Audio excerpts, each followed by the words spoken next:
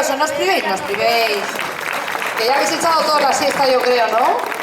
¿Os habéis echado la siesta o tanta fiesta no os ha dado tiempo? Pues no lo sé, ninguno decís nada. Vale, muy bien.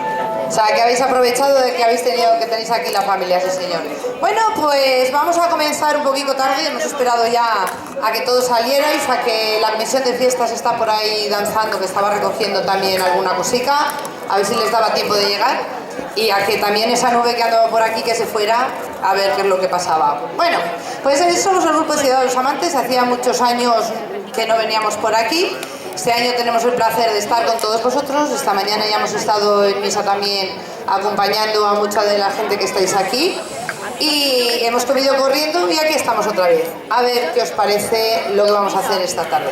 Hemos comenzado con una pieza con Lo Molinero, para calentar un poquito los dedos aquí la rondalla, y ahora sí queremos empezar a calentar motores porque vamos a traeros jotas de Zaragoza, de Huesca y de Teruel, y en esta ocasión vamos a comenzar con este cuadro de baile que nos va a interpretar un bolérico, el bolero de Zaragoza. Ese aplauso para ellos y esperamos que disfrutéis de la tarde.